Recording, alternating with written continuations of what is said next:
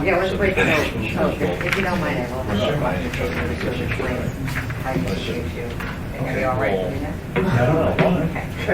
And she goes, well, you know, I'm not Okay, Erica says she's getting some stuff printed. Probably gonna work off the ordinance that you guys got Already, before. yeah. And then we've got more, and we've got some the commission just approved recently. Okay. So I'm just looking at both. I think we should just, Can we combine them? Then we have to send them back to the commission. I don't, the commission hasn't seen these. I'd rather be here where I can see them. Yeah. See which ones they've seen. Mhm. I don't know what the right thing to do is. We're going to have quite a few of them. I know that they don't take too kindly to the notwithstanding provision, but I think it's something we should talk about. Well, some of them are so low hanging fruit that I think we could do that with it. But Yeah. while we're waiting for Erica, how about Kevin? Evan. Yeah, sorry, senior problem. Come up to the table here and explain.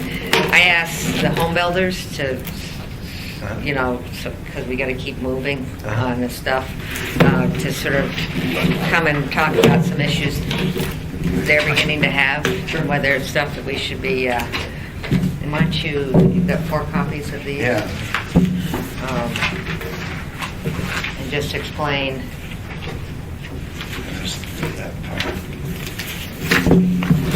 Oh, do we have the, Erica's got the tape. Is the tape on? I think she's turned it on. Okay. I'll get some more copies. And we can, let's go around the table, have the tapes on. I'm Jennifer Thompson. I'm Evan Rowland. Andres suggests I come. Ernie Hall. Bill Evans. Tim Potter. Kurt Wickersham. Erica McConnell. Carol Long. And Jerry Weaver just left the room, but will come back. Okay.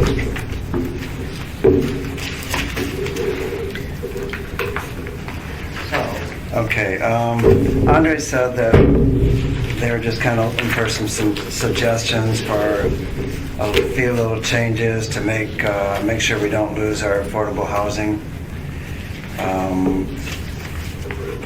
From my experience, this is mostly open space that I'm concerned about for multifamily.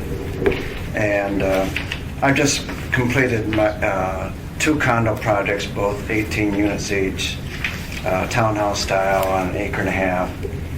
And in each of those projects, only 2 out of 18 units had any kids at all. So the open space thing, as far as it's for kids use, is kind of not really existent. As soon as people get kids, they try and move into a single family. Now, basically, it's kind of confusing here as far as the requirement on open space. All through the process over the last 10 years, or more, 15. yeah, but let's not talk about that. Okay. On this one here page on page 7-28, private open space. It says private open space right at the top. Most of the time during this process, we were going by these required open space toward the top in R2M, R3 districts. And that was pretty much a process during the whole long process. And these are all quite doable, not too big of a deal, except for the under the R3, half the open space being common.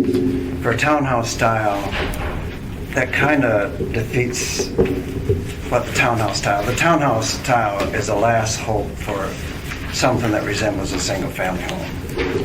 So they are more up to have the private backyard instead of the tot lot down the street. I mean, I think that thing kind of came and went. Right here at the bottom of this page, now we can deal with some of these open space requirements, except for some of the restrictions on open space. to have it be less than 10% slope, we have 10% slopes all over our properties for drainage and everything else. I've looked at one of my projects. One of my projects was pretty much flat. I'm pretty much okay. The other one is on a nice little hill with everybody's got views, and it doesn't work hardly anywhere.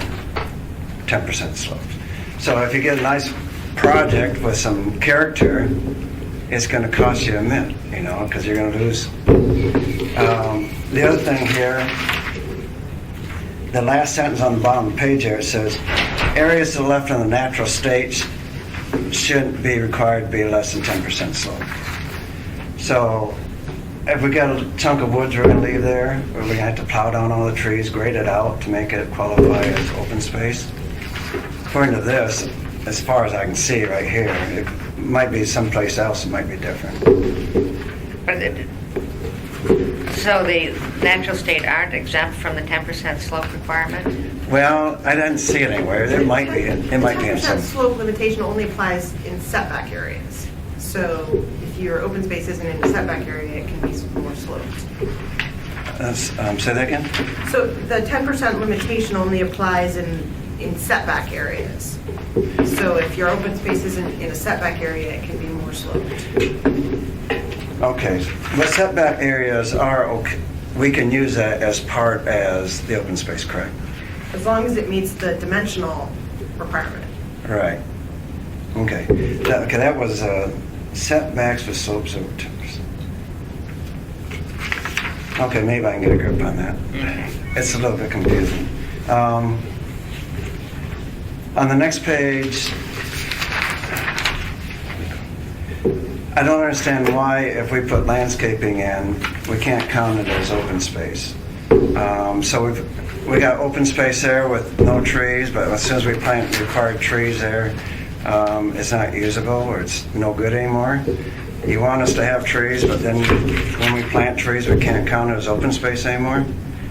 I've tried to get that out for years and it's still there. But that's what it goes. Is that always, I mean, some of the landscaping, like in driveways and aren't counted as open space, but Yeah, we've never counted like parking lot Yeah. landscaping. yeah. This is just a little minor one. Off to the left there, it says, when balconies count as open space, instead of 6 feet wide, 5.5 feet wide would be a lot easier. The engineering was 6. By the time you add the handrail, you're going to lose 6 inches. So we got to build a deck 6.5 feet to get a 6-foot net clear. And the engineering of that gets pretty complicated. And that came up with the multi-residential too, didn't it? Yeah, so we've heard that. That's just a small tweak there. Just to make space for the railing with, Yeah, you know, we've almost all gone to enclosed, not see-through railings because it hides the junk behind it. And that wall, by the time you add 2x4 plywood siding and all that, you end up losing 6 inches. That's a pretty minor thing there. But it's, yeah. On the 7-30, physical delineation from open space to abutting streets. So you got that street right away of 15 feet, which I can't use as open space. And then I'm going to have to go through and build a fence, which makes it 2 little yards instead of 1 big yard. And I have a turnaround on one of my projects, and for me to plant landscaping between the turnaround and the grass is going to eat up my 15, 20 feet, and then I can't count that. And then that's where also is my snow storage. So anything I do there is going to get destroyed. It's just, to me, it's in the long term not practical. And the other thing, briefly here, is what's is confusing.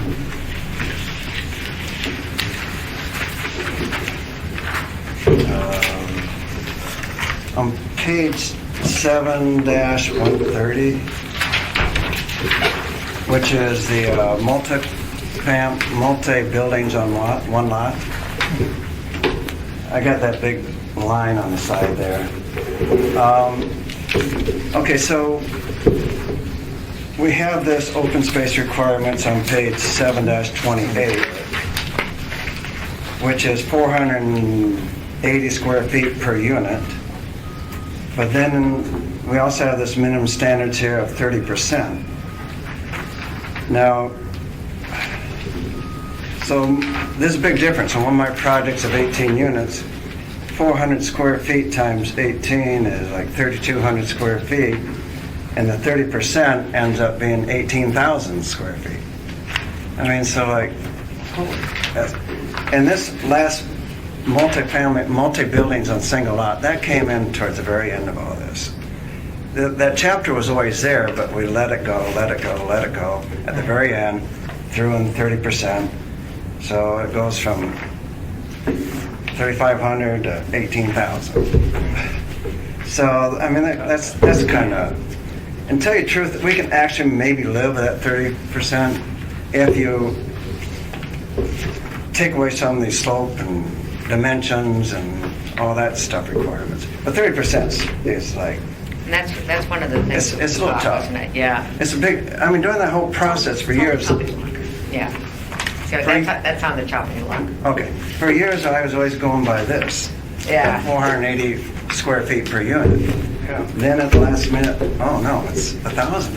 Yeah, you just said it, like, for example, there are cities that require 30% open space. 30% of the site be open space, but like you say, they don't have all those dimensional standards, so you could literally count, side spaces. And it would add up, and it's fine even in really urban situations, but the two in combination are, so we put it. Yeah, eliminate so much of it.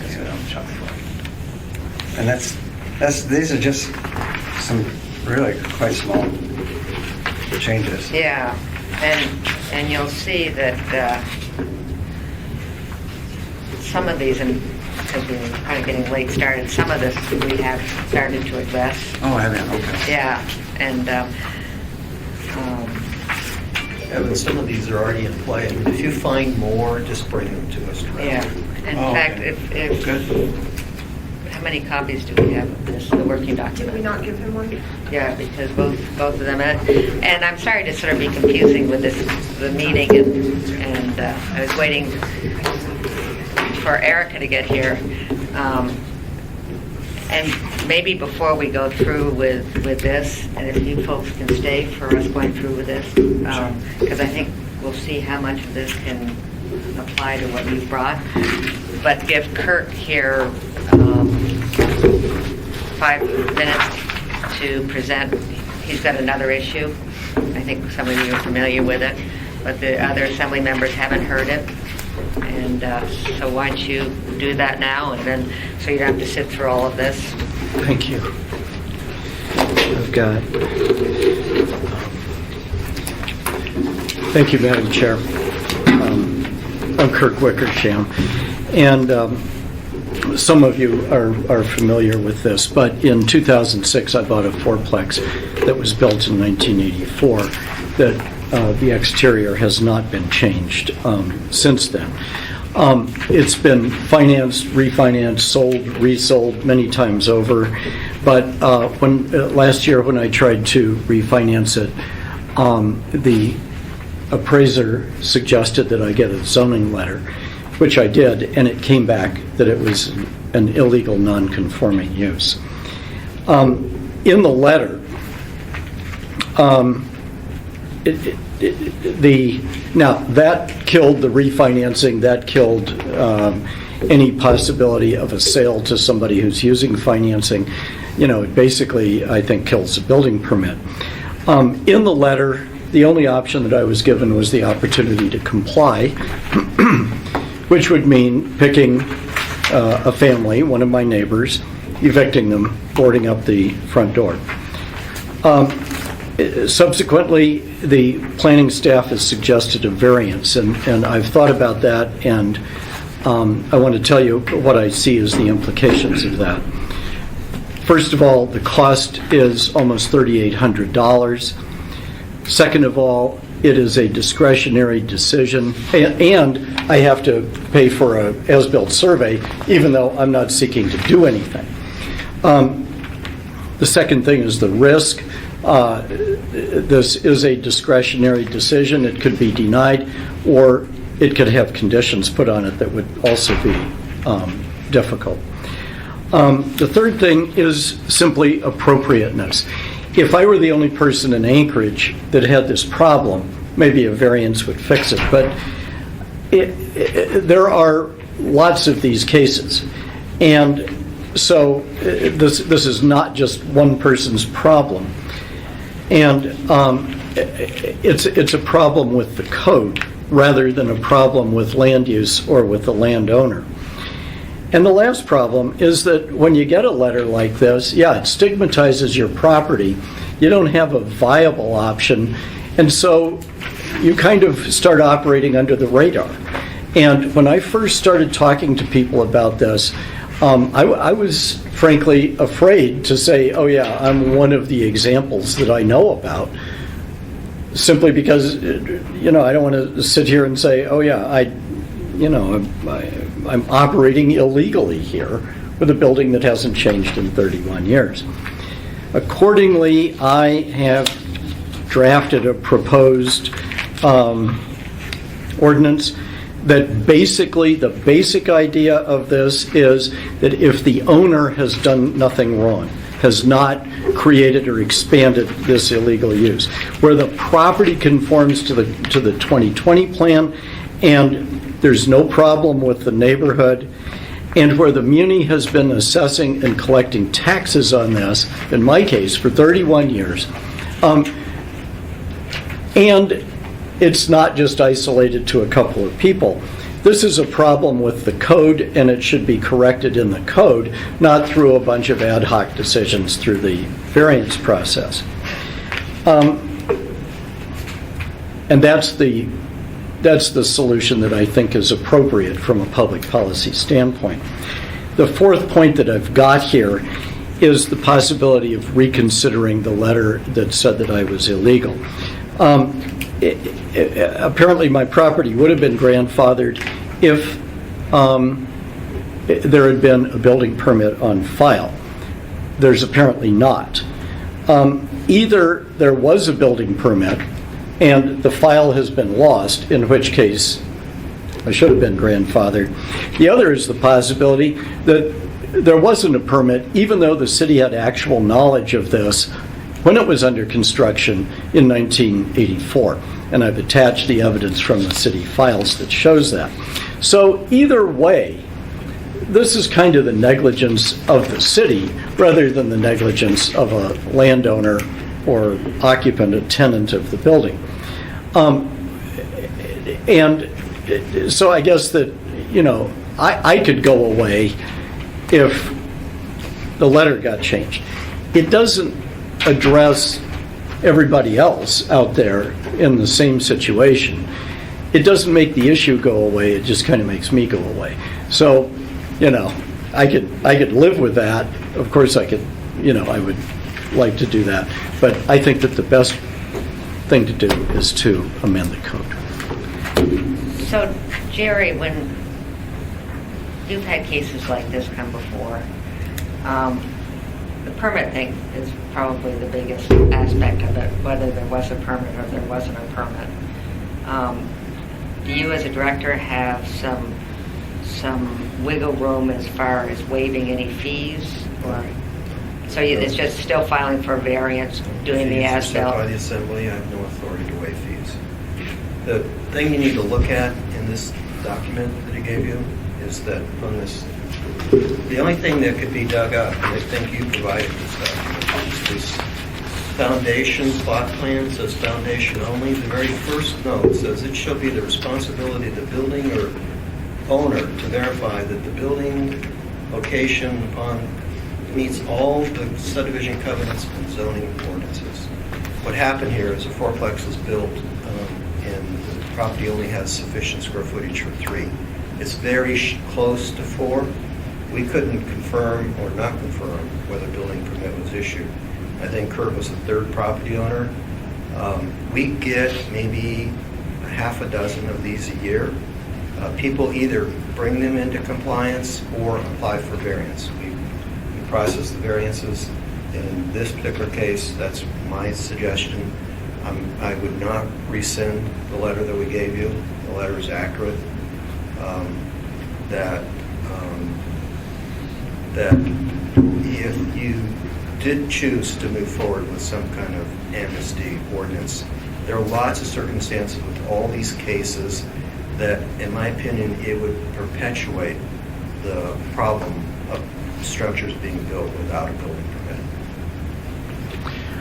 If I could just respond, I didn't have a copy of this as-built, and I didn't get one when I purchased the property. Where did you find it? It came from the city. Oh, okay. It was part of the evidence package when they issued my letter. And it does say that it's for these people, and it's a 4-plex. And that was August of '84. And then the assessor, on December 5th, said new construction on this property. So, and it needs to be picked up when it's completed. So the city knew, if not before December 5th, it knew on December 5th, while it was under construction. And somebody could have and should have gone out there and red tagged it if there wasn't a building permit. My guess is this is a state highway. This is a 5,000 square foot building. And my guess is that you just can't bootleg that building and that there was a building permit, but we don't, the city doesn't have a record of it. I don't know. But there is very good evidence that the city knew while it was under construction, that it was under construction, and that it was a 4-plex. Again, if you've got a half a dozen of these, I don't think that compliance is a good idea for me. I stuck a photo of the building in here. It's a 4-plex. It's always been a 4-plex. And I think it's kind of ridiculous to say, oh, you should evict somebody and board up the front door. I don't think that that's a remedy that would pass the red face test in this community or any other. And if there are a half a dozen cases like this a year, it's enough of an issue that I think that the code should be modified. I don't want to open the door. I don't want to make a problem worse. I don't want people bootlegging buildings in this community. But I also don't think that this is the proper use of the variance procedure. Pete? Thanks, Madam Chair. We got 80, 90,000 structures in the municipality of Anchorage, or maybe 100,000, whatever it is. And the odds are that the muni has lost paperwork somewhere along the way in some of those. I mean, let's face it, we're not perfect. So, because I don't believe that there was not, that a building permit was not issued for a 4-plex with inside is Bernard Road. I just don't believe that. So the fact that we want to charge him $3,700 to prove that that this is, to try to get a variance on this when we actually lost the paperwork, doesn't seem like that's real citizen friendly to me. No? Just following up on Jerry's comment about this perpetuating sort of the building without permits. How good a handle do we have now currently? I know the 80s was kind of a different time here, but... Well, 80s was a boom period, and that's Right. partly what happened here. There was a very significant number of building. what's our confidence level now of buildings, ensuring that buildings are permitted when they're built? The buildings are pretty well permitted. We have compliance people that are in the field all the time that they see and find projects that are the small additions that don't perhaps have a permit, because there's a gray line there. People think it's $5,000 and other circumstances that you don't need a permit. But for the most part, land use permits and building permits are issued, requested and issued.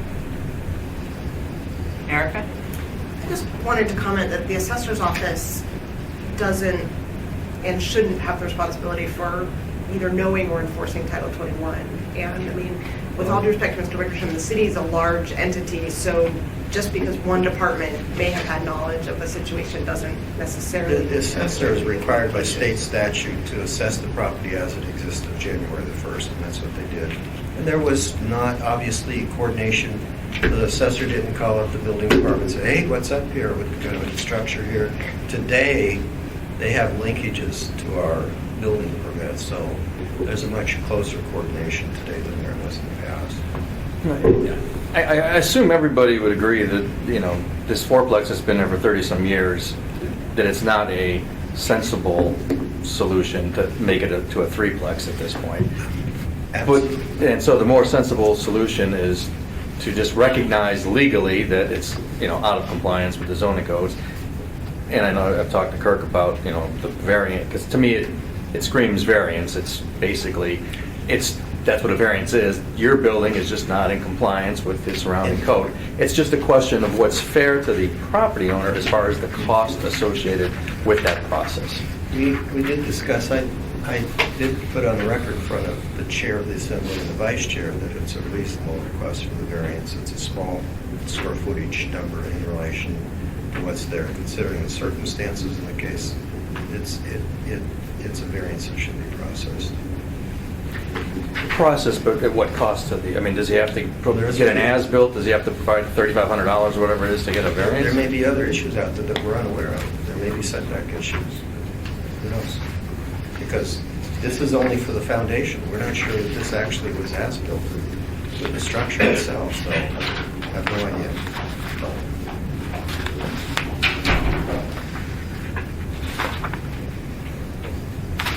Bernie? Take it under advisement. We'll see, actually. Thank you. We'll see if there's somebody that wants to take this as an issue and make an ordinance out of it. And how, I think, in my discussion, I said I still feel that there needs to be a variance process. It's just who pays for that variance process and how we go forward with it is really, because I mean, you would have qualified for grandfather rights if there'd been a permit. I mean, that's where it gets There little. might be, I'm just not sure, you know, because we have a reduced price for a single-family structure. It does take a certain amount of time to process these to a hearing and staff review and the agency review to get a complete analysis, but maybe there's some kind of consideration of price of some sort these kinds of circumstances. I'm just not sure. Yeah, I mean, because it really is a question on who's responsible here. It's kind of loosey-goosey, and so I think if we could show some, as Pete says, some friendliness. I was just talking to the building official this morning about that we have, Bob King is the building official, and he's picking up on an issue that Sharon was working on for a long time. And we have a lot of buildings out there that have finished their construction and don't have a certificate of occupancy. Right. Either they didn't close it out, or they didn't know they needed to close it out. We have hundreds of them. How could they get financing? I don't know, but we're making it a priority. Sharon made it a priority. Bob's making it a priority. And in the Hanson module, we're going to make sure that there's a checkbox in there that requires somebody's attention for that certificate to be issued within, you know, a period of time. But we have a lot of buildings out there without COs. And what happens if either the commercial property owner comes in or the property owner comes in and the lending institution has asked for the CO and there is no CO, then we have to spend a lot of our resources and their resources to get it done when we should be getting it done earlier. Yeah. Anyways, Just three very quick points. One is that, two, just a private citizen, these bright lines that people within the muni see between the assessor's office and the planning office kind of merge. The second is that the thought that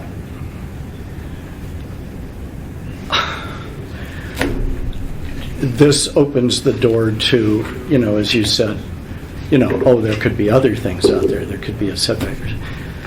I mean, it is so terrifying to somebody who hasn't changed a thing on the exterior of the building to think of what might happen when, people start going through my building. I don't know what this means, but I just... I don't think it's fair. The third thing is that this really is a variance process. Now, I didn't call it a variance. No, it isn't. But it would be a staff-level decision. There are criteria in here. They're as objective as I could make them. If the city attorney can make them more objective, that's fine with me. So I would appreciate your consideration. Thanks very much. thanks. Okay. Thank you. Okay, so now, let's go on, and when I asked you to come, we didn't have quite, I gave you this, but now through planning and zoning, they have some more changes, and so some of the issues you might be bringing might be coming, we might have taken care of, so if we can go through, is that all right? Sure. How about Chuck? I really don't. I have some couple specific items I got from some of our membership. I don't really have. I'm kind of exhausted from going through the code and recommending Right. changes, so I just came to kind of speak philosophically. So if you, I mean, I don't know what your time element is, so do you mind? I don't think you were here earlier, but when Evan presented his changes that he suggested, if you have them, just bring them to us directly so we can deal with them. Yeah, no, I kind of told Jennifer I was tired of doing that. Yeah. And I just wanted to tell you, like, what... I mean, I did a presentation a while back that basically says the new Title 21 raises the cost of a home $7,000, and it's mainly trees is mostly the majority of it. It makes $3,500 variance on a fourplex that somebody probably bought for 20 grand in '84. Seemed like small potatoes. And you say that's what's going to be the cost to every first-time home buyer from this code. And some of the things we've been trying to address as far as low-hanging fruit has been the open space issue. Yeah. And so we'll see if you have the time to go through and see if we're getting closer. Yeah, I mean, I don't. I'm at this point. I'll just build to the code whenever we decide what the code is.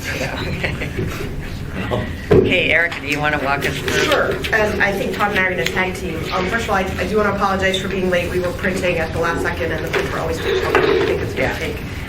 So we handed out 3 documents, and Tom's going to give a little overview, but I just wanted to explain what the 3 documents are and how they relate to what we presented to you last meeting.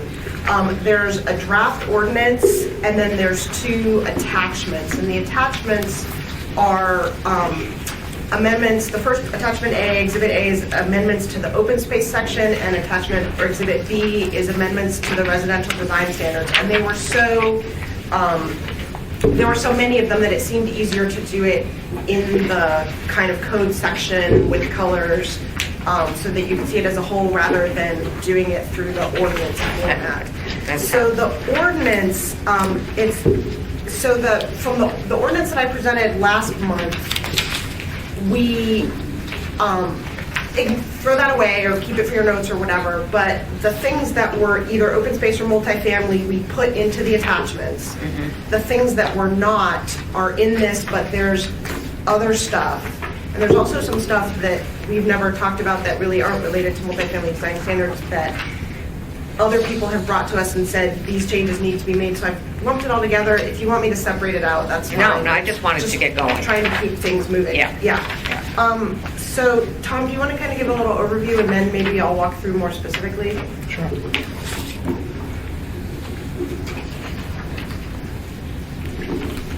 Tom handed out a memo. So I handed out a memo. So the standard, the changes in the two colored handouts are coordinated, and they are responding primarily to the Assembly Committee work sessions that we've had so far, and also heavily the August 22nd workshop, the design community. They attempted to deal with a variety of issues all at once. The approach that we heard that we heard from the architect community, James Doherty, is that the menu approach can work. The menu choices need to be simpler and easier to comply with. We also had some challenges internally. Our front counter staff does have some experience now with applicants coming through, and so they have some suggestions as to how to simplify. In the cover memo, basically it describes an overall approach, although there's much more in the content changing than what's described here, but some key changes for the residential and open space section are here.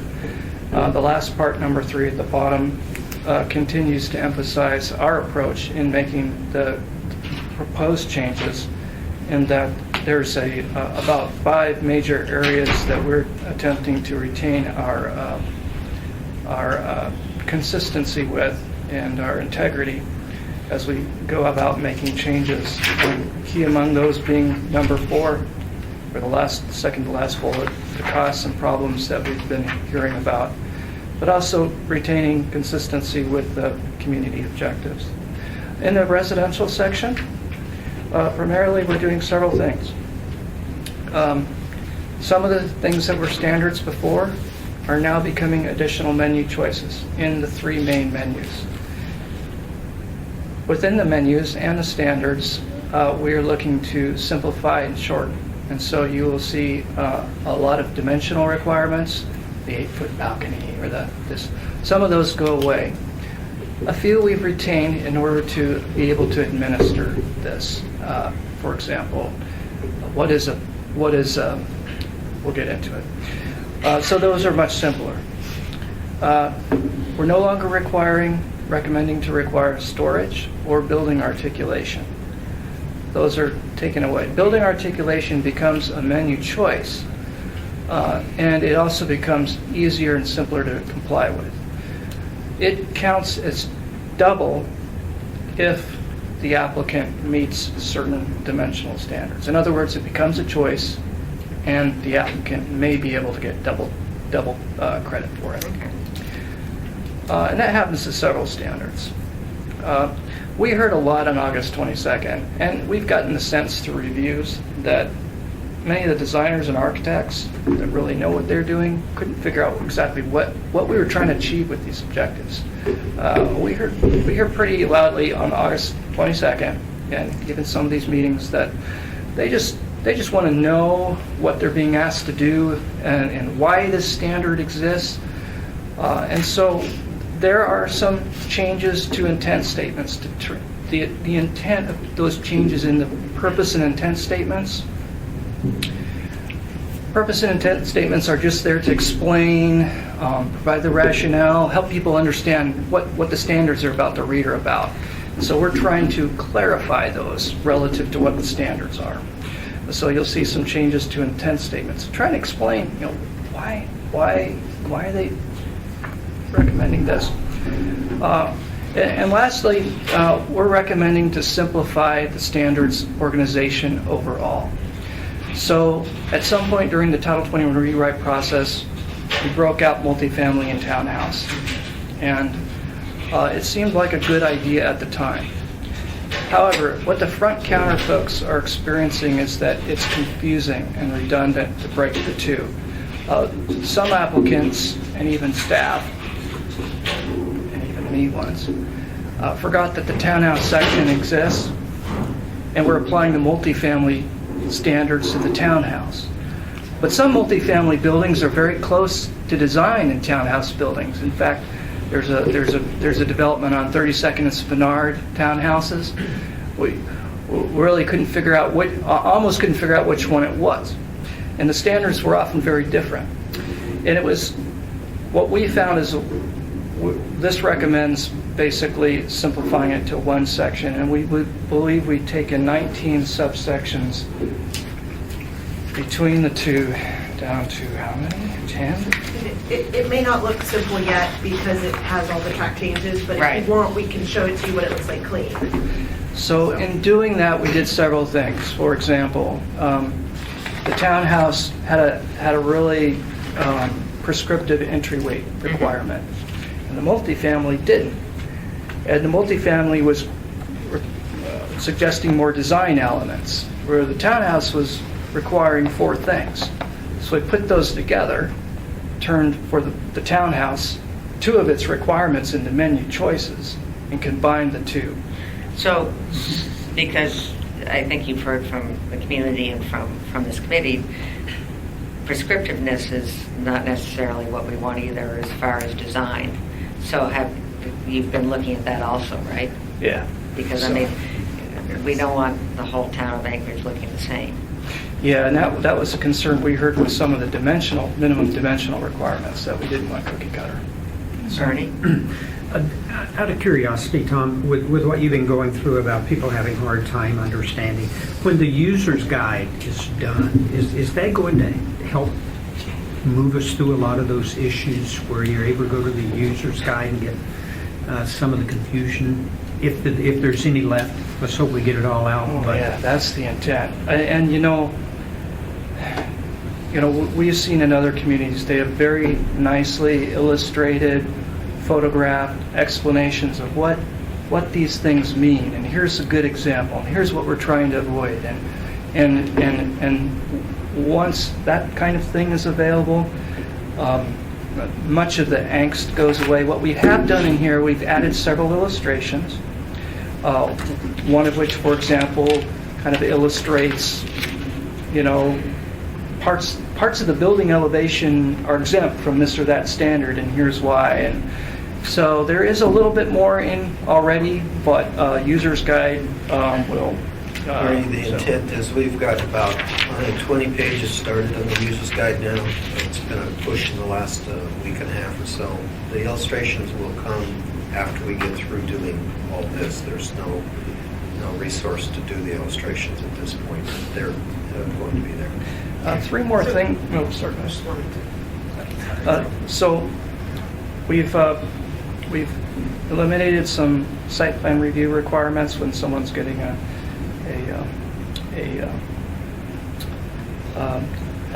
design departure.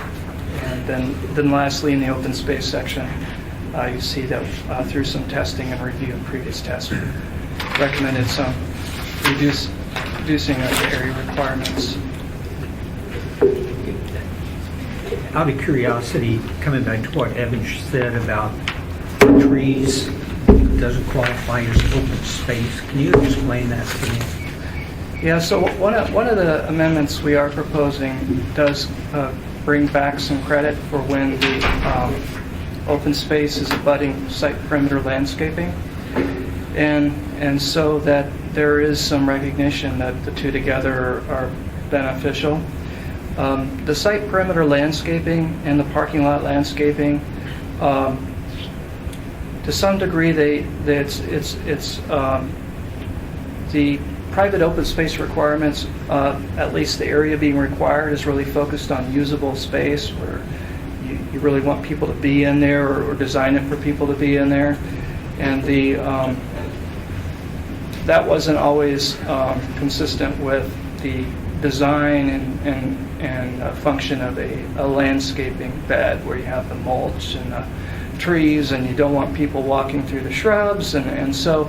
But what we're trying to do is provide some overlap credit where the two meet in the standards. I think, Tom, you have to tie it back to the previous code that required that generally about 400 square feet per unit of usable, and it was defined in the code as usable. Yeah. So that's the benchmark that they're trying to do, the balancing between the landscaping that's on the perimeter and the previous code that actually required about 400 square feet of usable, that we continued that. But the difference is in the old code, we didn't have as much landscaping requirement.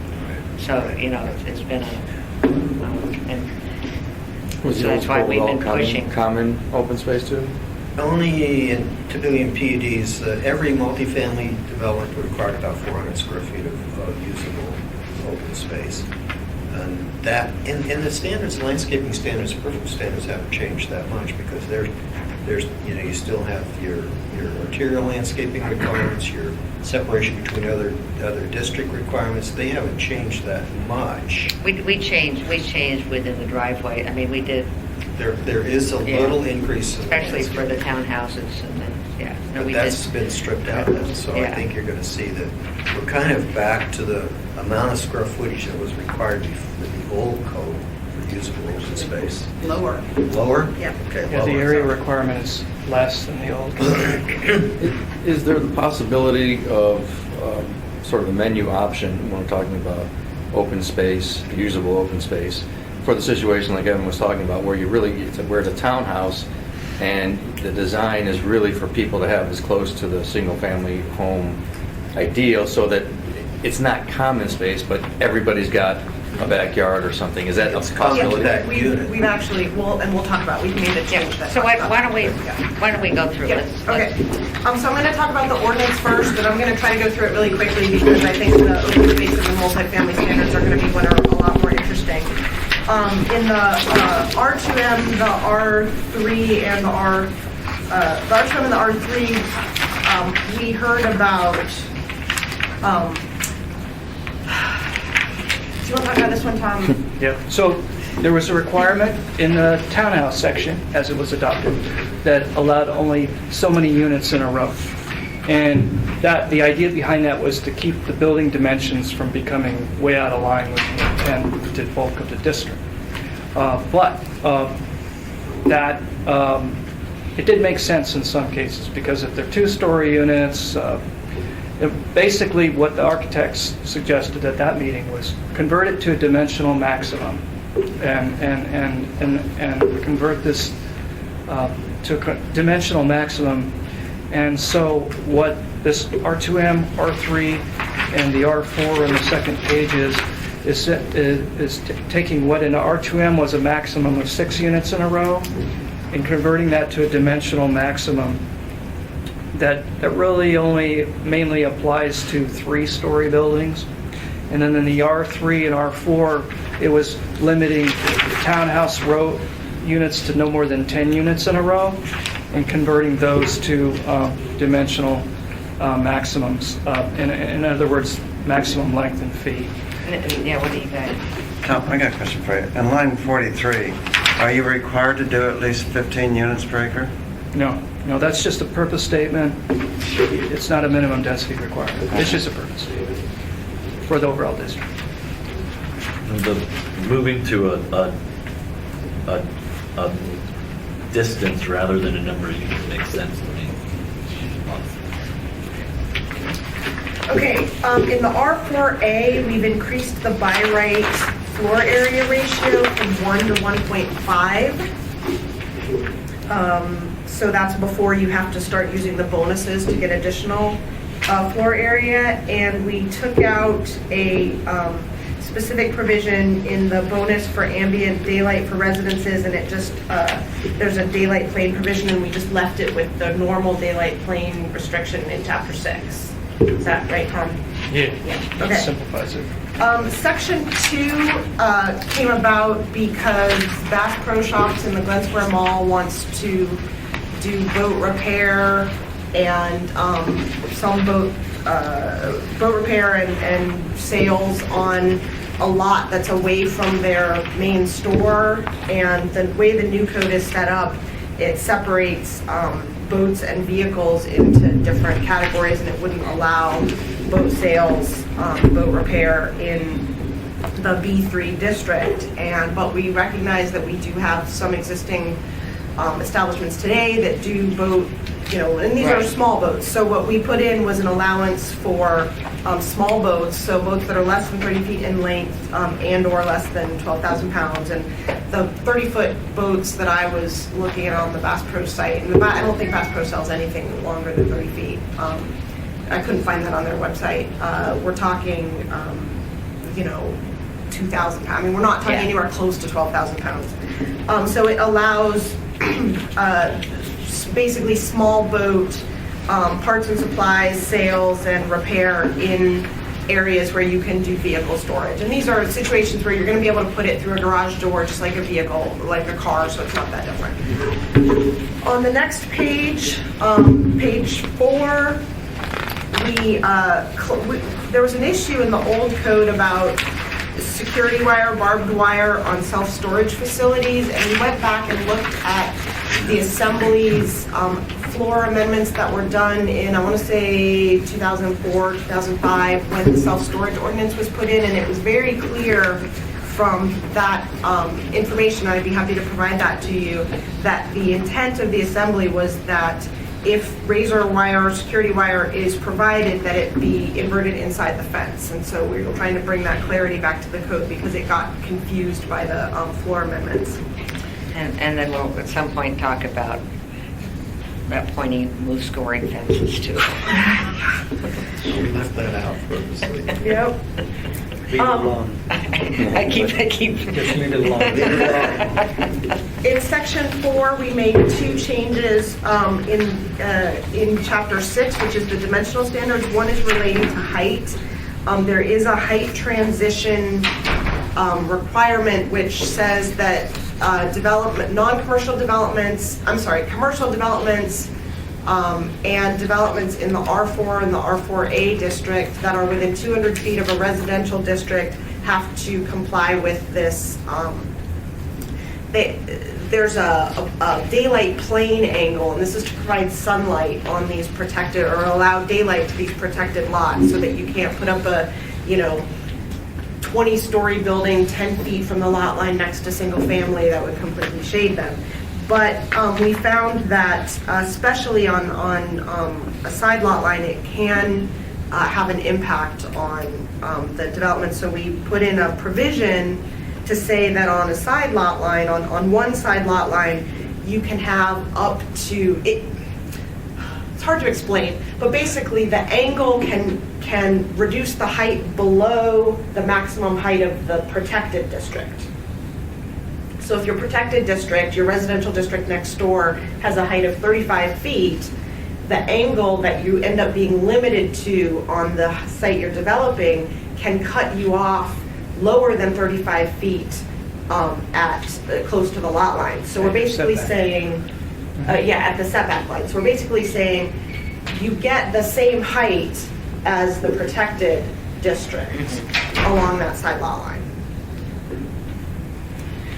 And then we made some changes to what's not considered when you're calculating floor area ratio. So uninhabitable attics in residential structures, and we added residential structures basically because I don't know what an attic is in a non-residential structure. I think we all think of attic as a residential concept, so I just wanted to clarify that. And then under D on lines 8 and 9, we basically said any floor area in a story that's below grade plane doesn't count for floor area against the floor area calculation because it's underground, and floor area is supposed to be, or it's the majority of it's underground, and floor area is supposed to be controlling the bulk of the building. So it doesn't really matter what you put underground, whether it's parking or mechanical equipment or basement units or whatever. If it's majority underground, you don't count it against the controlling bulk of the area. Section 5 is referencing Exhibit A. We'll get there in a second. Section 6 is about snow storage, and we plan to provide you with some more backup material to this. But because we talked a lot about this, but because we have reduced the parking requirements, and because you are not allowed to use required parking for things other than parking, you're not allowed to put display materials in it, you're not allowed to, use it for other stuff, it really isn't appropriate to allow long-term snow storage and required parking. And actually, without this provision, there is, basically, we had this provision in earlier, it got taken out, but then there's a conflict between the parking section, which basically says you have to leave the required parking for parking. So you have the parking section which says that, and then you have the snow storage section which doesn't prohibit it. And because the parking reductions have been reduced, you really do need all the required parking for parking. But this is just for residential. No, It's for everything. everything. We're gonna be running around the mulberry bush again. Well, Tom will be, he says he can produce an illustration that shows that. Bill? I don't know if it ever- Illustration? Oh, sorry. I'm sorry, I don't know if it ever happens, but if a builder builds more than the minimum required number of parking spaces, then Then they can use- they yes. can use anything X over that as, Yes. okay. And in the very next paragraph, as you directed us, you can use your entire open space area for snow storage. Yeah, I mean, that was what we. There it is. Yeah. No, I mean, and that's what we, for your slopes down the hill, you can push it down the hill for the, and just for new members as far as, sorry, but I have to bring up the snow storage. The question is especially with commercial buildings, if it's a retail or commercial building, as a landowner, you want to make it as accessible as possible for your clients. And then there's kind of a push-pull with that, because you might not need all your parking for your clients. And so some of this might stay there until May, because it's not really necessary. Residential is a little different, but I got a question on this snow storage and storing snow on trees. I did a development where we had some snow storage areas where we actually planted a tree right in the middle of them, and it was in an area where it's really just a driveway, and so it's probably going to be shoveled or snow blowed in. How would you guys interpret that if I show a non-required tree in my snow storage area? Well, this says you can't do it on required landscaping or required trees. So if you have a non-required tree, That's going to be... you're fine. Okay. Jennifer, it's interesting because we talked about like large developments, when your Walmarts where, Right. They need all their parking before Christmas, but they don't need it after Christmas. And that's kind of where maybe saying, okay, you can use snow storage makes sense, but we have a lot of strip malls that were developed before, without enough parking. And when you have when there isn't enough parking, but people can park next door on the neighboring thing, I mean, you can end up and you can complain to the owner, and the owner says, well, I don't know how to do this. I mean, you can end up with some conflicts in that kind of situation. So it can be different.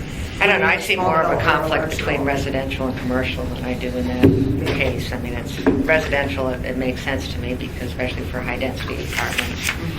But in this case, this code affects new development and/or properties that are being significantly remodeled. Right. We So- don't need to worry about the 1984 Zamrello strip. Right, exactly, so it's a different, I'm not sure that's true with the operational standards. Erica, Jennifer was asking earlier on, which of these have gone to the commission? None of this has gone to the commission. So we could package these all up as one ordinance, but as soon as they, we've got, like you say, some very minor amendments there, and then we've got some bigger ones. I guess I'd ask for some direction there as to how you want to handle those. So the operational standards apply to existing and new development. It's only there's section 3 is operational standards, and section 4 is snow storage areas on new development sites. So the parking one would apply to existing development, but the new development, the section 4 would only apply to new development. So anyway, I'm sure we'll talk more about it. The pedestrian amenities. Tom, do you want to touch on this too? So the enhanced sidewalk option on top of page 6, we've just what's going on there is a more restrictive standard that actually requires yet another menu choice to be complied with. In order to get this menu choice, we're replacing that with basically a more relaxed standard that meets the intent of an enhanced pedestrian environment without going all the way, so to speak. So, and then an 18 parking courtyard assured court. The changes here is that this is again this whole section describes the standards for a menu choice that appears in multiple places in the code, and applicants can choose to create a parking courtyard by way of getting other requirements reduced. In order to make this choice more accessible, more amenable, this basically changes it from a site plan review process to becoming a by right thing they can do without having to go through a site plan review. And so in order to achieve that and to better develop it, because it was developed at the very end of the Title 21 process, it's trying to be clarified. It'll have to be accompanied by a whole lot of support, explanatory support in the user's guide, photos, and what in the world are they talking about. And also the standards are far more delineated in order for us to be able to administer it without a discretionary process. So there's a lot of content there. But basically, it's making it non-discretionary by right without a discretionary process. And it definitely needs to be supported by user's guide material. And probably almost need a work session about parking courtyards. What is a parking courtyard? So some of this is, as you say, some of it is referring to menu choices. I'm reading through this. The parking courtyard itself appears in different chapters of Title 21 as a menu choice. Right. Everything here are the standards for providing a parking courtyard and getting credit. For example, an applicant can replace their walkway requirements with a parking courtyard. And that, it does two things. It actually allows for more compact development while also providing more usable outdoor area for Measured these against pedestrians. two real projects, City View 2, and Potter's been part of that conversation too with the real project, and Widener's project on 42nd and the Old Seward. So a lot of and especially talking to James Doherty with RIM Architects, that I think we probably hit most of their issues on all these changes. So I think it's pretty positive. So briefly, this means people can walk on the street and they don't need a sidewalk Yes. if there's 12 units or less. And you design it in the way that meets these standards. It kind of combines the vehicular space and the pedestrian space. It's a newfangled concept. I don't know if it's new. I think it's... Well, it's an old concept, but it's finally getting up to us, I guess. Go to Asheville, North Carolina, it's just there. In Google Wall Street, you'll see an example of it. But we believe that it needs more development. And Have you sent this? Is this hot off the press? Or have you It's sent hot off the press. Okay, so we need to send it on to P&Z just went through, how many changes did they go through Monday? 3 changes, only 3? I think we have a half a dozen changes that the planning commission just saw this week that's ready to come forward. It actually sounds like a So, interesting can I move on? Yeah. Okay, so on page 8, in section 8, this is actually a housekeeping issue. When the this visibility site, basically the clear vision area, the sight triangle, when two streets come together or a driveway is exiting on a street, there's required clear vision areas for the cars so they can see oncoming traffic. And that almost always has a conflict with required landscaping. And we've been doing this, I'm just formalizing it, that we kind of just administratively adjust the requirements to accommodate the clear vision area. So this is just kind of formalizing it. Okay. Section 9 references it to Exhibit B, which we'll get to in a second. Section 10 is fixing an error that we made in the non-conforming standards. We just left out one of our types of uses. And Section 11 has 3 changes to definitions. One is to clarify that for residential dwelling units, there's a primary front entrance, and then there's primary entrances, so that when you have requirements that are applied on a facade that has a primary entrance, we're not talking about back doors. Back doors you can get credit as a window, but when we talk about requirements that are applied to street-facing elevations or elevations with primary entrances, we're changing it to primary front entrance, so it only applies to one and not, not your side door, your garage door, your garage person door, that sort of thing. We're changing street-facing building elevation. These are things that will help. We are reducing the angle that a building can be angled away from the street and still be counted as a street-facing building elevation. We're making it much less. Fewer elevations will be counted as street-facing building elevations, and we're noting that when the building is significantly lower than the abutting street, that you don't have to do any of the things required street-facing building elevation for that portion of the building that is below the level of the street, as long as the whole building is at least 8 feet lower. Because the whole point is for that interaction between the pedestrian and the street. And that really did come out of a test with an existing project that is now permitted and going through the process. Yeah. And then, and we did, this illustration is new. And then clarifying that when we use the word vehicle, we're having the same meaning as in Title IX, which is a real vehicle that we use on the streets. Okay, so let's turn to our open space. And then, yeah. Can I just ask you a quick question? On page 2, under HR4, since RO, which is a mixed-use zoning district, but it's governed by the R4 requirements, wasn't that FAR going to go to 1.5? Well, this is the R4 and the R4A. So you'd apply the 1.5 because it's an R4 standard. So, Okay, I get it. It's just confusing because it says under I, it says R4A, multifamily district, mixed-use district.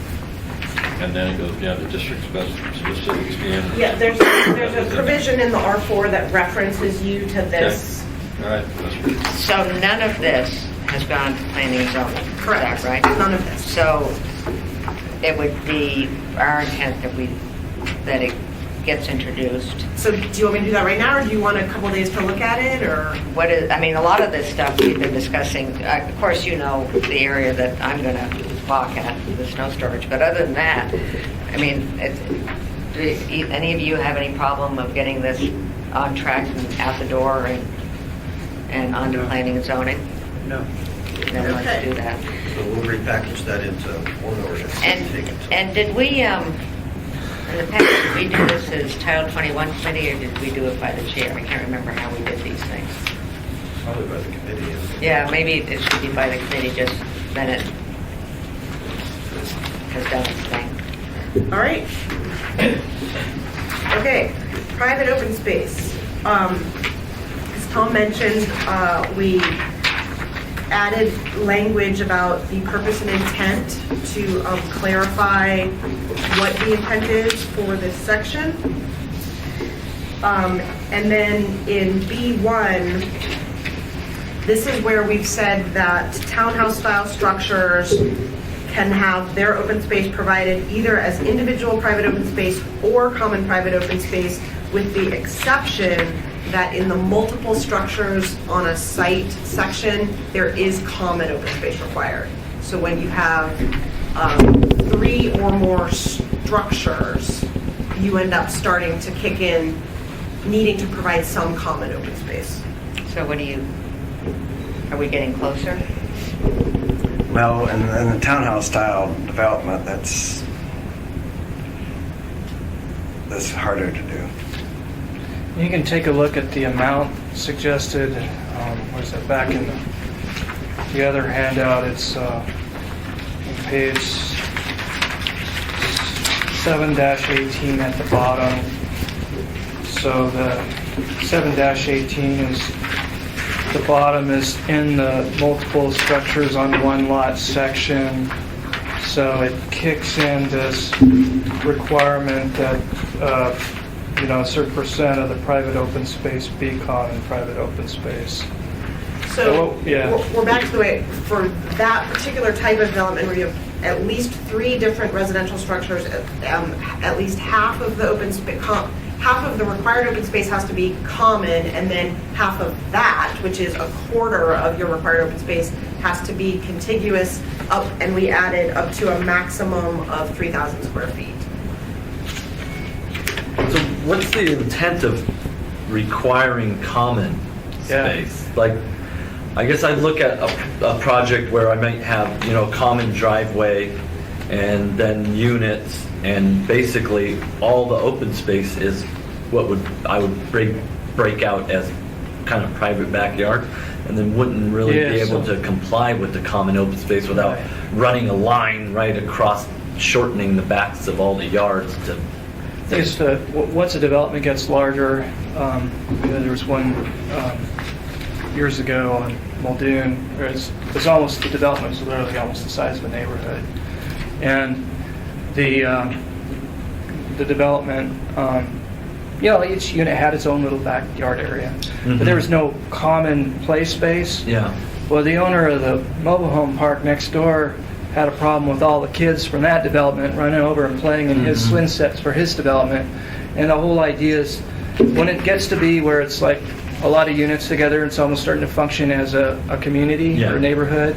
Maybe it's, 20 units or 40 units or 80 units, whatever, that it's really helpful to have some kind of common space where people, the kids to play together, or things to happen. It's just becomes functioning like a neighborhood, but it needs a space for that to happen. And it's easier in the older developments, like in our older subdivided neighborhoods, where they're, kids are all on the cul-de-sac or something, and it's okay, big front yards. Yeah. But so with this provision, it says half. I mean, you have to look at the amount required and see if that. Is it possible that maybe this should only apply to these large? Because I don't know that there's not that many large tracts for this to take place in.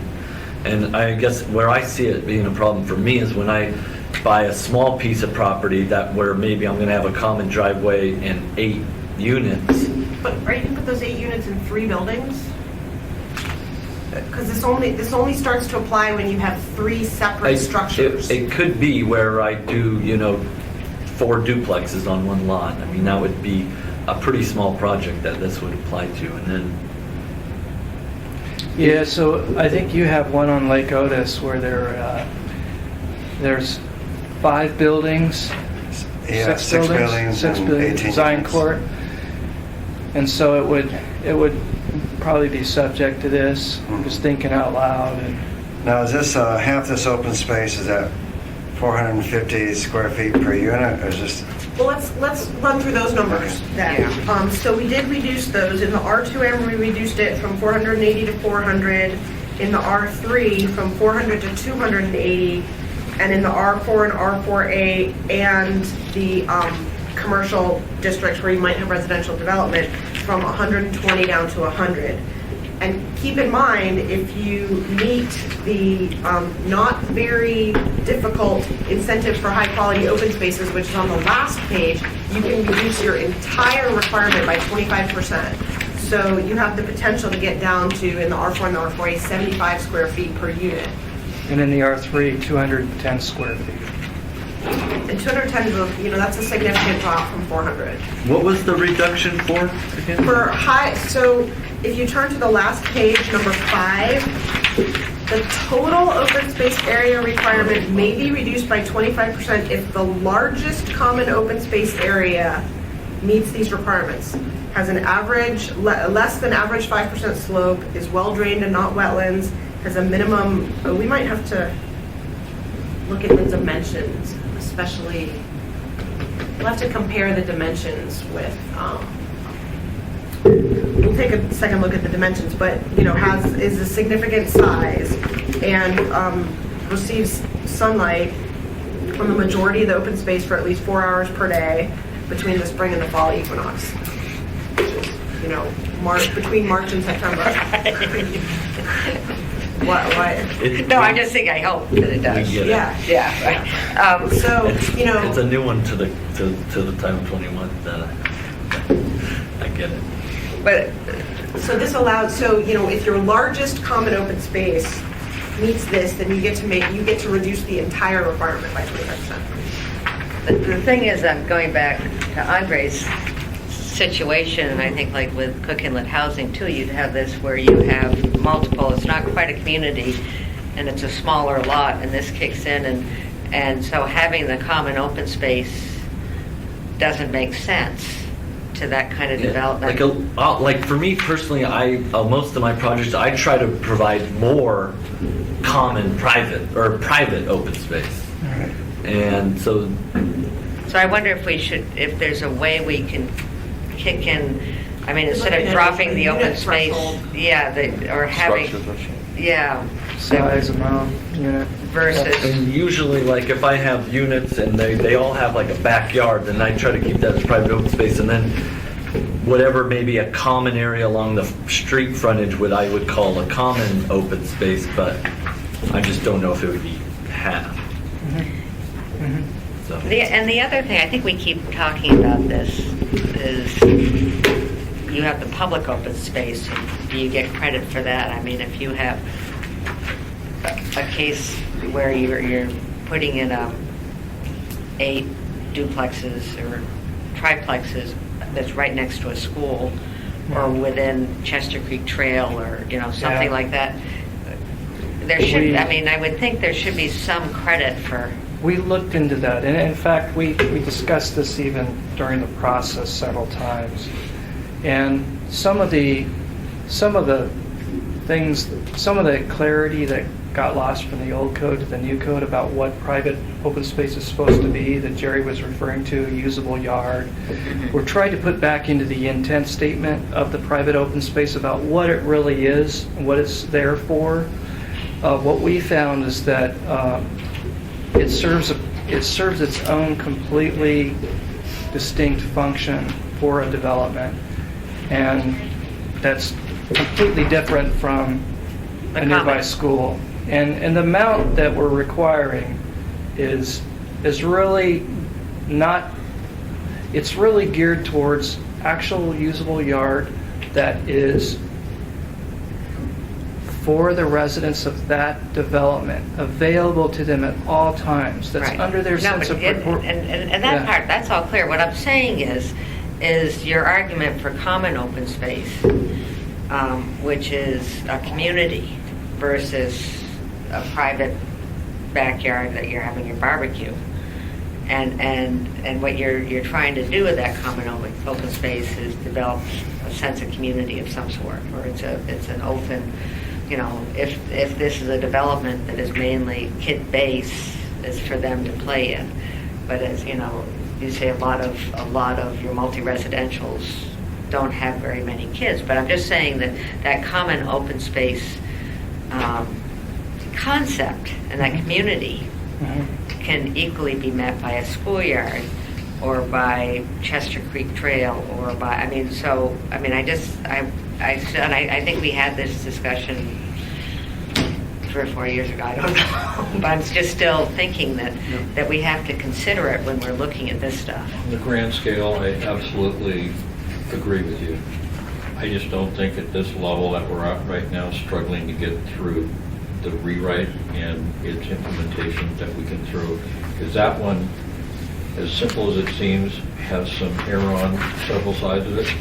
And But I'm trying to get between what we're talking about here with common open space, and as I think Cook Inlet Housing still could have, I don't know, trouble with this, and you brought up cases, so I'm trying to, I'm not sure if it is something we should be considering now. Anyways. I've seen common open space. I mean, I've seen it in projects and I've seen it done really well, but I guess I'm afraid of if we sacrifice private open space for maybe not as good common open space, it might. on Andre's point, my bigger fear is that for the small infill projects that are 2 acres or less, Right. or something like that, that when the builder gets to the point, and Andre's making a decision, do I put in 2 buildings or 4 buildings? And if I put in, 3 buildings, I get, dang, I'm just gonna put in 2 buildings and not put as many units in and go with the flow. Yeah. And that doesn't necessarily help us meet our housing. Right. So, I mean, so You know, this, the other yeah. thing we could do is, since you have to go through an approval process for the multiple structures on a lot, I mean, we could put something in the approval process that says, the approving authority has the ability to reduce or eliminate the requirement based on the configuration of the lot, based on some Yeah. issues. I mean, I think we've got to have something that kind of meets this situation. Okay. Anybody else? We're getting closer, guys. Okay. I'm just adding up the years. It's been 13 years. Let's not get into this. I said we're getting closer. Okay, on page 2, I'm still on the open space section. On page 2, under the standards, we've clarified that this parking courtyard that we talked about can count as part of your open space. So we wanted to clarify that in the areas not credited. The top of page 3, the minimum inside dimension for an area used to meet the private open space requirement should be no less than 15 feet, but you can reduce it by 3 feet where it abuts. This is what Tom was talking about earlier, where it abuts required site perimeter landscaping, as long as they're not separated by a fence or some other thing that would separate them, because then it doesn't help. That site perimeter landscaping, how wide is that usually? It depends on, sometimes it doesn't exist. If you are building in a zoning district and you have the same zoning district right next to you, there is none. Like I'm just building right now townhomes on RO, and they required me to plant trees between my buildings and Blackberry. They required me to plant trees between every driveway. So does that all, is that considered landscaping that I can't count? Blackberry was your arterial landscaping, since it's a collector, grader was a collector there, but you're building townhomes in the RO district? Yeah, duplex townhomes. And they required landscaping between the driveways? Yeah, which I felt like should argue, but we had a new person there, and I just said, okay. Actually, I was going to do it anyway, Under but... the new code? No, it's old code. It's just You know visual, what? I was- visual enhancement, I'm sure, is probably the. yeah. Oh, just, yeah, everything has. I was going to plant trees, but she required me to plant bushes too, shrubs. That's new Which code, I- isn't it? Well, Could argue, well, but- it's visual enhancement, everything that's not paved. But my building setback is 10 feet along there. Then I got another 10 feet of grass to the street. So according to this, when I plant those trees in there, that, it all goes away. That whole land goes away. And so they shovel the driveway onto the shrubs, and the shrubs die. That, yeah, Right. I'm not a big fan of shrubs. Yeah. For that purpose. So anyway, does a tree, a required tree, does that The area count? between your driveways isn't, and it's going to count as your open space anyway, because it's not going to meet your dimensional requirement. Pretty close. 15 feet? Yeah. It's between the buildings. The 2 separate buildings he's talking about, Oh. not like the You know, like where you have a building here with a duplex and a building Right. here, and then between those, But that, you might have 20 feet or so. we wouldn't, if you had the landscaping that you have to plant just because you can't leave bare earth, no, that wouldn't prevent it from being open space. Right, okay. In 3I, we've added a provision that allows front porches, decks, or stoops that are of a minimum size and raised up above the street to count as individual private open space. So think of your, New York City brownstone sort of things that have steps up to a front porch area, that if it meets a minimum dimension, that can count as individual private open space. Okay. And this came out of a project review where they were interested in exploring that kind of thing. Under section B, we wanted to clarify that it's only half the required common private open space that has to be contiguous when required, that we had a situation where an applicant was providing way more open space than they needed. I mean, they actually identified it on the site plan, and we just want to be clear that, we're only talking about what's required when we have these limitations. And we did put in a maximum because this project was a large project, and so you ended up, it had 100 units, and so you ended up with a pretty big open space requirement, and it just logically made sense to say, okay, once you've reached a common area of a certain size, that's fine. And then the provision in B3 is the same as up above for the common open space, that it can be reduced where it abuts site perimeter landscaping on the site, as long as those aren't separated in some way by a fence or some other separation. And then I think, as we talked earlier about taking a second look at the physical delineation things at the bottom of the page. Yeah, there were a couple of things that you provided this morning that we didn't address. So you're going to go back to So we'll take a that? look at those. On the 10% slope? Yeah. So, yeah, please. I saw that on Zion Court. On the last page, we tried to provide some clarity about what the indoor private open space can be used for, because we got some questions about that at our August 22nd meeting. So, Okay. Moving on to the residential design standards, some combination of the purpose statements between the multifamily section and I think we brought some purpose statements from multifamily into the main, from townhouse into the main front section. Yeah, number 7 there on the first page was, we kicked it up from just being applied to multifamily to apply to all residential. On page 2, you'll see our, this is the topographical exception that we actually presented to you last month, and it's the same issue as the building elevation thing in the definition. Some adjustments to so you'll see that we've combined multifamily and townhouse in C, and some adjustments to the purpose statements there. So we had to adjust the applicability to capture both multifamily and townhouse. So our first menu is is now called windows facing the street. No, this isn't a menu. These are requirements. Yeah, so basically, it does the same thing that we presented last time, that it narrows what the window requirement applies to. It doesn't apply to, where you're fronting on your private common open space, and it's gonna hit no more than 2 elevations, like if a building's on 3 different streets or frontages.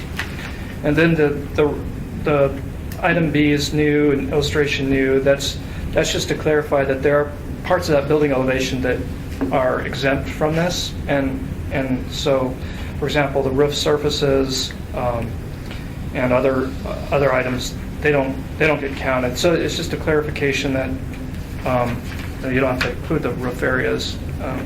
And then the C and D are actually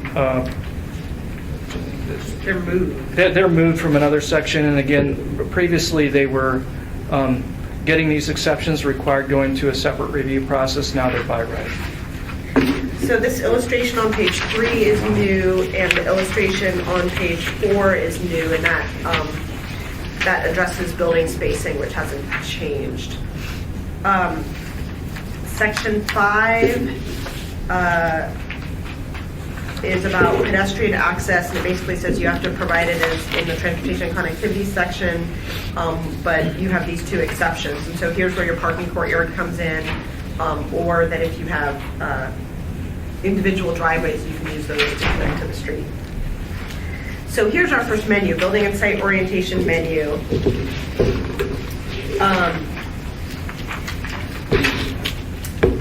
The same kind of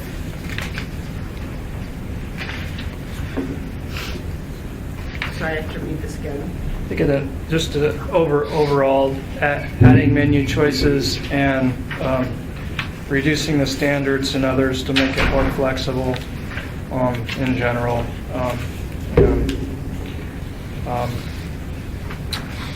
Making, yeah. Through that. Oops, and So then- these are menu choices. Yes. Yeah. Okay. Yeah, I think some of them kind of are self-explanatory. We just tried to clarify. In some situations, we've said, this provision counts for meeting 2 features. We tried to add some options.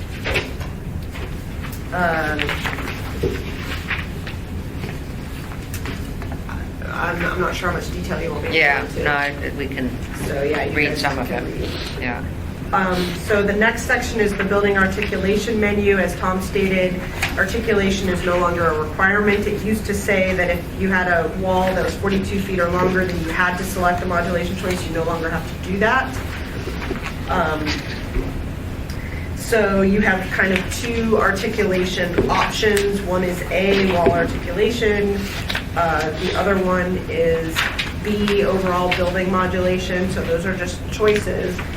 If you go above it, if you double the minimum requirement, you get to count it for 2 choices. That's true on B. On A, it's a little bit different, but there is a way to do a little bit more and get it to count as 2 choices instead of just 1.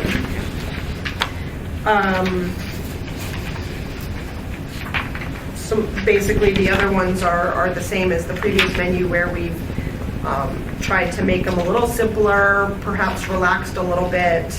I think in my review of these, looking at the balconies and the bay windows, I still think those need a little bit more work to make them clear on how to implement. Because at this point, it's a little vague about what would meet those requirements, so we might do a little bit more work there. And if I might, Yeah. just to clarify, these 2 illustrations on 7.8 and 7.9, they either need to be removed or adjusted to reflect the changes in the building art. So you're going to look at them and say, hey, wait a minute, that dimensional requirement's still in the illustration. It's just because we haven't fixed or removed the illustration yet. It's these 2 illustrations, they're in the adopted code, so. I have one question. On bottom of 7.7, licensed architects, why does it have to be a licensed architect? I only know of one. I know there's more, but most of us residential guys. Well, yeah, now that you brought townhomes into it, I mean, there's really a lot of townhomes get done without a licensed architect. Why? Yeah, well,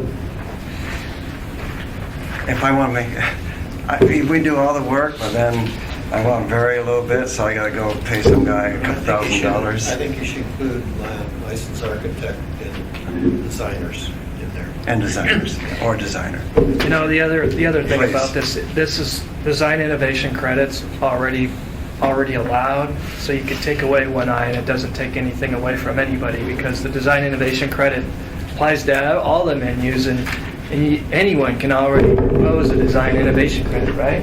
Yeah. So, So this just So makes let's take it architects out. feel good? We'll just take it out. we give it did to hear 'em. quite a bit from the architects, that's part of it. Okay, so that kind of takes us So there's up to M. The M is the 13th letter of the alphabet, I think, so there's 13 choices. So that takes us into section 8 on page 12. So this is the third menu. Tom had mentioned there are 3 menus. I think there's actually 4 menus, Tom. The entryway treatment. But you have the northern climate and weather protection and sunlight menu. Not as many changes here. We did add one provision that if you have a tall building where you have to do a wind study, you get a credit for that. Then you'll see we took out a lot of stuff. The entryway treatment section on page 15. As Tom had mentioned at the beginning, I think it was the townhouse that had required entryway stuff and the multifamily had a menu for entryway stuff, so we combined it into a menu. So there's a menu for both.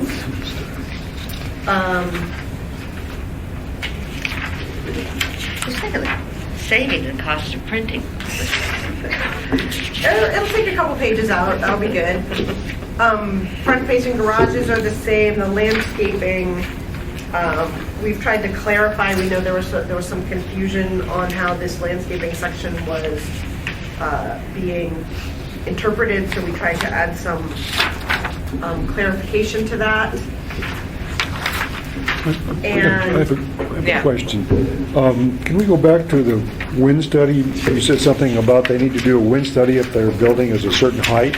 So when a building's 90 feet or taller, you have to do a wind study. Okay, because I didn't see the 90 feet number in here Yeah, anywhere, so I was wondering. It's in 120, it's in the section that's referenced 120C, which we didn't provide. Okay, all right. But I'm Thanks. happy to send that if you like.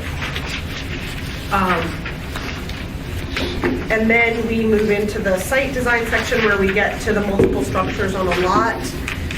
Here we've already talked about, so we took out the 30% of the total parcel being open space like we talked about earlier, and we took out the buffers for neighboring uses. I think you saw those both last time. And we just talked about changes that we will look at making to this. And those are the changes. So I think it's a little bit hard to tell how significant these changes are because it's kind of confusing with all the yellow and the But I mean, no, it's, Gray, we're but- getting closer. So, these 2 documents need to sort of, go with this. right, but this, I mean, it's just, how we go forward is what we need to discuss. And first of all, we need to sort of get this out to the community and see if they think we're getting closer. Anything you folks have that you want to get to me or the committee by email, and then we'll share, or the staff, however, get it to either staff or ourselves, and make sure we're all copied so we understand any concerns you have with what's been done so far. We're going to make sure that Sean gets these, Debenham, since he put a Right. lot of work into that analysis. Sean and then Widener and Cook Inlet Housing Yeah. and Both of those builders. will be taken care of right after this meeting. Yeah. So anyways, I got one question. On some of this design stuff, it says, the homes shall be orientated towards the street. I guess the public street, not the interior street. What do you consider orientated? For me, that's the front door, which will probably mean the garage too. I don't know if that's your intent or not, but the other question is, the spacing requirement, the driveway spacing requirements for traffic, is that, before you used to be a little lenient on it, let us do multiple driveways off from the existing street on a single lot? Are you going to shut the door on that and only allow us 2 driveways per That's a traffic parcel? issue. I don't know if it's a new issue. Is it a new issue for you? with traffic? No. I'm just, I've got a couple of duplex plans where the front doors are in the middle. So that separates the two driveways. And Maida let me go through on it, but it was a borderline case because I had two driveways too close to each other on the same lot. Is there any In the leniency to allow us to do that type of thing? The traffic department has a driveway policy, and I think that they look at exceptions to that on a case-by-case basis, but that's all done upstairs in traffic. We don't have any control over that. If they get real strict about it, you know, on a parcel, we're only allowed like two driveways on a small parcel. Well, you have to have 35 feet between two driveways, so it gets pretty tricky, or a maximum width of 28 feet. On a condo project, you know, on a 35-foot wide condo lot or whatever, that's going to shut the door on that pretty much. Has it been a problem for you? No, recently? I've only done a couple projects last couple of years. It's been a long time. So I'm just thinking back the way it was, or could be. Well, their policy really hasn't changed significantly over the years. So if you're talking about somebody that used to be there a long time ago, I don't think their policies have changed, but in a small lot, it is challenging. Like Andre says, you have to have a certain driveway width or separation. Like on a 2.5 acre little parcel, you do one straight drive-through, and then you, on one side, you'd like to have multiple houses facing the existing street, which with traffic, It's putting a bunch of case-by-case basis, I can tell you that, Evan, just from past cases from traffic. It's on a case-by-case and depending circumstance driven about what's adjacent to it, what's across the street, and what's next door to you. And probably the amount of traffic on the street. Okay. So as far as you know, it's still a good maybe. That's always going to be tough. So back on number 2 under approval criteria, there it says buildings with frontages on both street and a driveway shall be.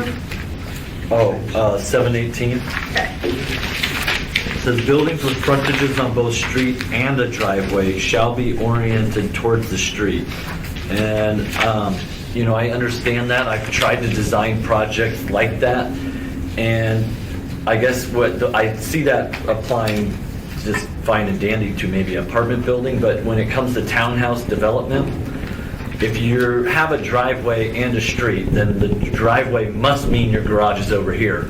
And I've done projects, maybe not condo projects, but duplexes in Spenard where they have an alley and then the street, and we put the front door off the street. But I see this as kind of being a problem for a lot of condo projects, because when I've tried to design them where I have my garage off my alley, and then I want to have bedrooms down below because I have big, nice west-facing and views up above my garage. So I want to have the living upstairs.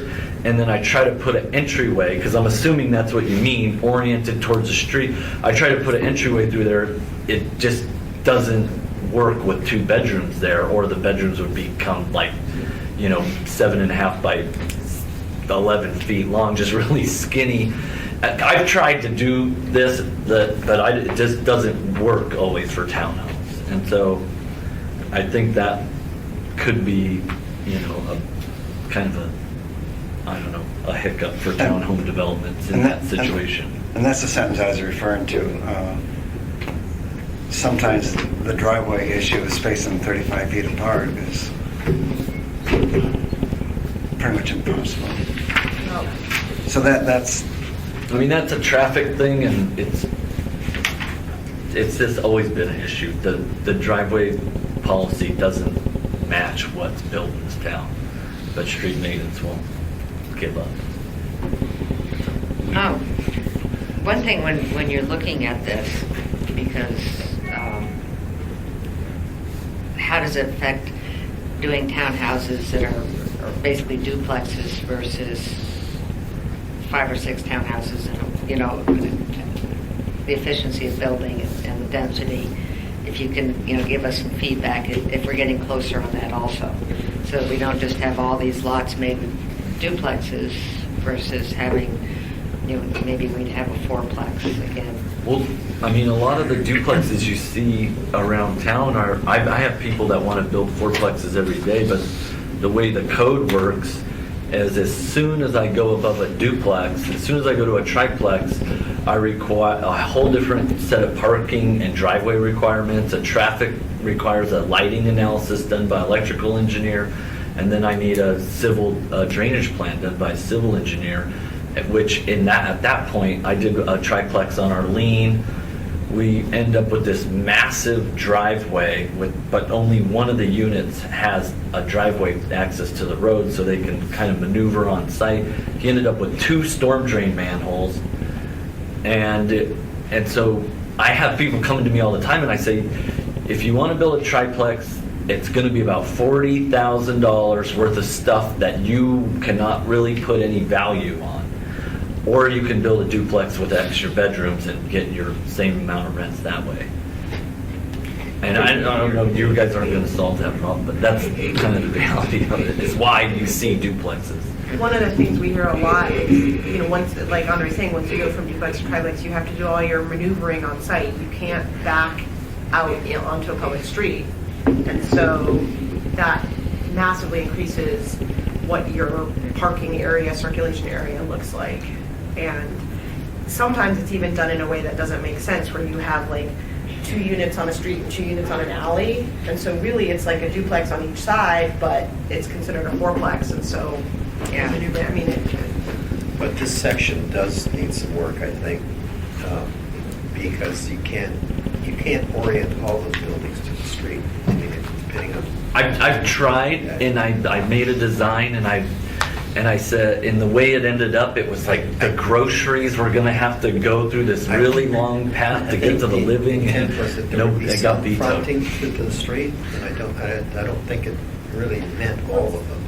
Yeah. well, no, it's only when there's buildings with frontage on both. I mean, it's so you don't have the backs of your buildings facing the street, that your street, you have some. It's a better wording.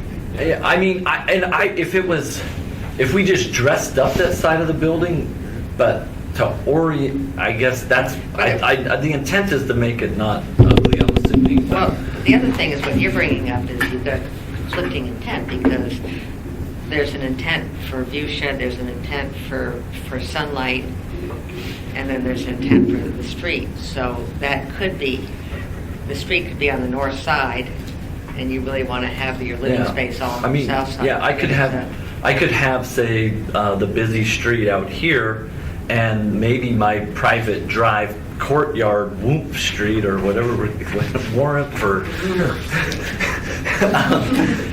But then you see what I'm saying? I mean, we would probably want the building oriented towards the public area street, dressed up area, rather than, the arterial So that's anyways, behind yeah, me. maybe we can, because, and I know the whole discussion's gone with that. We maybe come up with some ways of addressing it. I think it needs a little flexibility in there. I'm designing duplexes in Spenard that are on alley and back up to streets, and I've been trying to get the kind of thing you're going for with this, and I've been seriously not able to get it. If you go over to page 720D, it does list some possible exceptions there. So those sort of loopholes, ways to get around things, is that the reason the exceptions paragraph is in there? Harley. Although that's a different section. That's no longer in the multiple dwelling. Oh, it's not? Section now. I see, okay. I think the bigger question from Andre's standpoint is, the intent of what you're really trying to do. Part of having that exposure to the street is so that there's eyes on the street from a safety standpoint for the neighborhood and all that. But I think that's where the alternate design option comes in, as long as it's not so onerous that you choose to do a duplex instead of something more. We shouldn't be making it so onerous that we can't develop anything. Jennifer, I wanted to really thank because I know how much effort Eric and Tom have put into this, and Jerry as well, over the last couple of weeks, because we've been meeting with them too, and they've incorporated a lot of those issues in here. My next question is implementation. And I know that P&Z may want to see this stuff, maybe some of it, maybe not all of it, but there are projects in line for construction this season that are dependent upon these getting implemented in time to get building permits. Well, one of the approaches, and I don't know what you think. I'd say we'll get it to the commission as soon as we can get it to them. It's the 1st of April. If you want to introduce it already, we could give it to you at the same time. But if you want to go ahead and introduce for that second meeting in April. Yeah, that's what I was going to say is we could do Parallel. which is what we're doing right now, with a number of things, in parallel introduction. So that would speed us up. And go with that. And then we can keep working, everybody, if you can give us feedback if we're getting closer, any problems, and we can address that either in an amendment in planning and zoning, or we can do it through the assembly process.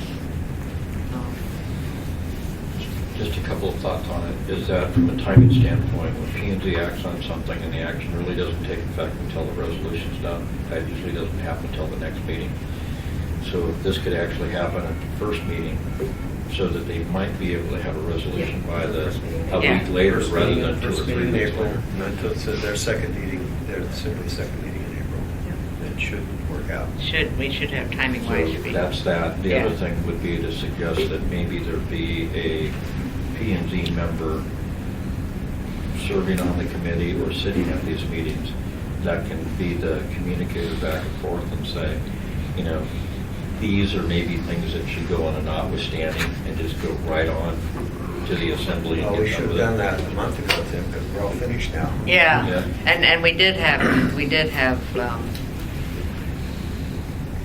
Tyler here Yeah, and for some of this. yeah, So that's what it's- Jerry and I Tyler's thought. very, knowledgeable about these issues, so Tyler will be a Thank you. So come back, get Yeah, us I'm not sure that Email the email that isn't comments? within the realm Yeah. of the assembly. I was actually looking as we were going through this to see what we could actually just take out right away and do notwithstanding. But I almost think we'd end up tripping over ourselves. So I think we should just Okay, I agree do a too. parallel. Any, No, do Makes it. sense. And we will get those other amendments to you here, the commission just did this week shortly. yeah, if you can get it to us from, if you send it to us by email, I'll try to set up, and maybe if there's no comments from the rest of the committee on the emails, we can just say, let's go with that too. All right, progress. Moving right along. I've got Thank two you. quick things. Yeah, oh yeah. And we don't need to go into them right now, just put them on the list. Stream setbacks, we, On the holdup, okay. But, Okay. I'm trying to Steve's figure out working on all what the this. priorities are. Well, there's marijuana. Yeah. marijuana was my other Other one. one, yeah. And what we're going to do in regards to zoning with that. I'm particularly concerned about processing. Evidently, we're going to have people that are going to be making concentrates, and these are things that tend to blow up. I'm assuming we want it in some kind of This could be a way industrial area. of infilling. When we looked at it, Arlene, it would be in I-1 and I-2 districts for manufacturing. And I'm not sure growing shouldn't be the same thing. In the other jurisdictions, it just depends, like I said earlier, what the state does, what you do as its legislative body and regulation. You may decide that we looked at it, we believe that we've kind of done a GIS analysis. Retail is going to be retail in all the retail uses today. Growing and manufacturing in the I-1 and the I-2 districts. Now, some of those other jurisdictions require the growing and the sale to be in the same district. I don't know. Yeah, they're all different. Yeah. So Yeah. we looked at it just kind of, and we've got their ordinances, and so we can move along pretty quickly once the legislative bodies decide. how they're going to regulate it. We're going to talk to Dennis here shortly, because I know you have the town hall meeting coming up. Right. We don't want to get in front of you or the mayor, whatever, those decisions are. But we know that we need to gear up and be ready for it. Yeah. And we have been gearing up, but what we'd like to do, probably after the town hall meeting, is to get together the impacted entities of the utilities, the AWU, the electrical, the regulatory, find out what their concerns are that we maybe need to write into legislation. Mhm. Yeah. It sounds like that the market drives a lot of that because it's a high power demand. And Electricity is going to determine a lot of this Yeah. location. Yeah, it So like I is. talked to someone at Chicago Electric who said that they don't have the infrastructure at every Right. location, so they may want some locational criteria, they may want people who... Phil's pushing for districts, basically, Well, they may also Yeah. ask that the people who are driving the need for them to upgrade their infrastructure participate in the cost of those upgrades. Yeah. So they, But, our impacts may not be analogous to, similar to those other states that have it now, because you can't manufacture this and ship this anywhere. Right. On air. No bush, right. not to the other states or anything. So we might not have a big as issue here as some of those Washington Right. and Colorado did. That's it, it's a I small know about that, market. but it dawned on one of my community council meetings last night. I was giving them a heads up. You need to be giving thought to this because come May 16th, or May of 2016, I have no idea how fast or how many licenses the state is going to issue, but that community council has 68 liquor licenses in its district. I said, imagine that come May of 2016, all of a sudden, we send over to you 25 or 30 license that want a conditional use permit, and you're going to have to look at each one of them individually and make decisions. I mean, May of 2016 is going to be pretty challenging because in April of 2016, it's going to be your problem. But it's coming. I mean, it's complicated. Okay. Well, thanks, and guys. there was a new bill introduced that I haven't had a chance to read yet, a 91-page Yeah. bill. And so I think they're going to find out they can't do this legislatively. That statute that passed is really clear. They can only amend that statute, and the ABC board has to write the regulations. I don't know what all the stuff is the legislature's doing, but I don't know. I think they're trying to My develop only 2 cents worth, and take it for what it's worth, is that, if it's going to be taxed, I think it should be taxed locally. Yeah. we're definitely going to have some expenses. Colorado has a state tax and they share some of their special tax with the local jurisdictions that have allowed commercial use, and then many of those have also added on their own Right. local sales tax. Yeah, maybe we could get them to do a bill that they share their revenues from marijuana and alcohol both. That would be a great bill, wouldn't it? Apparently, we get all of their I mean, if we're doing wishful thinking. We get I mean, half, we get half of it. Yeah. Yeah. This also ties into the land use map. We just went over it this morning. We had a big table laid out and all the planners got around it, we colored it. We're good to go. Okay, I've got your last draft. It's going to come out from the planning commission in April, Sounds like Ernie's got it already figured out. sometime after that. Well, I know what I got to deal with. I don't know that I've got it figured out.